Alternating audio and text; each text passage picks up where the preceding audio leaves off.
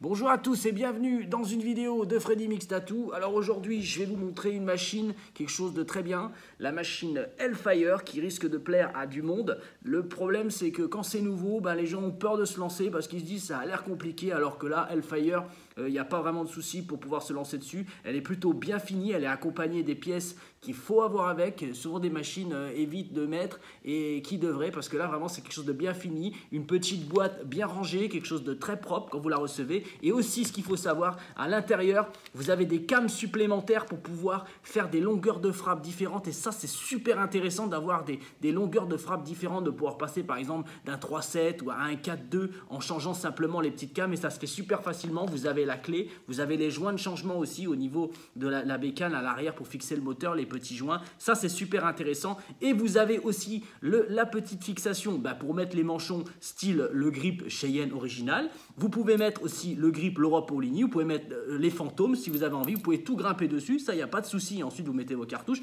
et après il y a aussi la petite pièce en plastique qui est vendue avec dans votre boîte pour pouvoir fixer le fixe grip si vous êtes sur le modèle un peu plus économique et vous voulez acheter le fixe grip de Cheyenne. Donc là vous n'aurez pas le clic-clic pour pouvoir le régler, par contre vous aurez la possibilité de régler, ça vaudra nettement moins cher. Donc voilà pour les petites explications de montage de cette machine. Aussi, ce qu'il faut savoir sur cette style Hellfire, c'est que le RCA classique ne fonctionne pas dessus. C'est pas un câble Cheyenne qui monte dessus, mais ça sera le câble qui est fourni avec et qui se rachètera en cas où vous avez peur de le casser ou autre. C'est le câble style, donc c'est un câble spécial avec une petite fiche qui ressemble à un petit branchement de power supply, voilà. Mais il n'y a pas de souci pour ça, c'est un petit câble super sympa. Et ensuite la bécane, vous êtes en train de me dire mais elle fait la tournée, voilà, c'est ce que je vais faire. Donc voilà, alors je vous envoie la machine. Moi personnellement j'ai fait mes petits essais, j'ai fait mes petits réglages, et je peux vous dire voilà à peu près les voltages qu'il faudra mettre avec.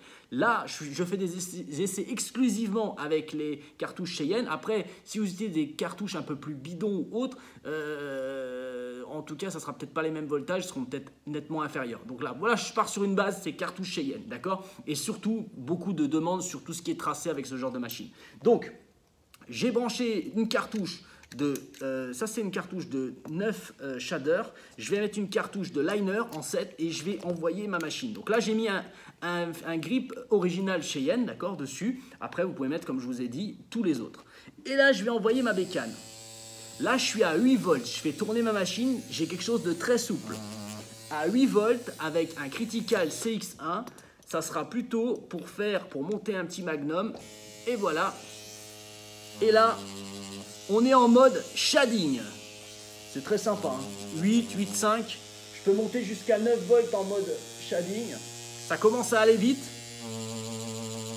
Ça commence à aller vite à 9 volts, d'accord. Donc on est plutôt dans la plage 8-8-5 pour tout ce qui est shading, couleur et ainsi de suite avec cette bécane sur la style Hellfire, d'accord.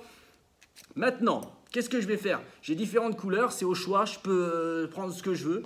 Donc là, je vais monter dessus sur la noire pour vous montrer. Je vais vous montrer la noire et je vais monter du lining. Lining avec mon fixe grip. Bon, là, je vous montre la façon de travailler avec le fixe grip. Tac, je le monte dessus, je suis à 9 volts.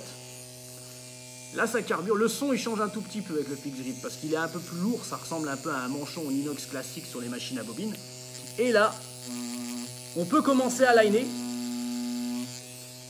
Alors, la machine est plus souple, hein, d'accord. On peut s'asseoir un peu dessus, on peut pousser un petit peu. Et là, je trouve que le 10 volts, là, ça commence à ressembler à un bruit vraiment pour faire des traits. On est quelque chose de bien là. Là, on commence à faire des traits qui sont relativement propres. Et je pense qu'on peut la pousser légèrement jusqu'à 10,5 volts. Voilà. Et ça sera pour moi, le 10,5 volts, ça sera le maximum auquel la machine va avoir droit pour faire des traits. De toute façon, après, le moteur, vous êtes en toupie, vous êtes à fond de culasse et vous tapez. Pour ma part, 10-10-5, déjà je pense qu'il y a du monde qui va rester à peu près à 10 volts, et 10-5 vraiment on est en train de carburer comme une bête. Il ne faut pas non plus partir sur les paramètres que donne Cheyenne. Cheyenne, c'est des moteurs qui n'ont pas le même couple, d'accord? Donc c'est pour ça que vous voyez souvent des alimentations criticales qui sont à peu près à 11,5, 12,5 pour pouvoir faire du trait, comme le Pen par exemple de chez Cheyenne, 12,5, 12,6 pour faire des traits, d'accord? Ça n'a rien à voir, ça ne faut pas comparer. Ça a nettement la force, ça va dépendre en fait du moteur et du couple qu'il a, d'accord? Donc là, vous êtes sur du trait et il n'y a aucun souci. Là, à 10,5 volts, je suis hyper rapide. Et c'est une machine qui est super performante, elle est plutôt très légère et je pense qu'elle va vraiment faire plaisir à du monde car en plus il y a plusieurs déclinaisons possibles. Il y a 3 déclinaisons possibles, alors je vais vous les citer pour être plus simple. Elles sont marquées au dos des machines, il y a le noir, le bleu et le rose, d'accord? Après c'est au choix, aujourd'hui même les garçons portent du rose. Donc voilà, alors j'espère que ma vidéo a été claire, je vous remercie encore à tous et je vous dis à tous à très bientôt sur le www.freddymixtattoo.com.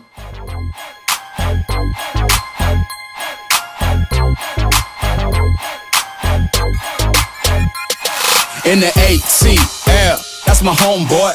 Watch your back if you're gonna walk alone, boy. Cause everybody in the homeboys trying to get rich. You could get hit even if you know 'em, boy. We the kings of the South. Pies in the oven, grills in the mouths. Count stacks is a usual norm. College Park, bank here where the hustle was born.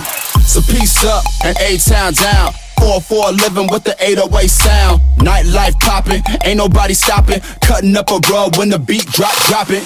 The dirty birds nest here, and any haters get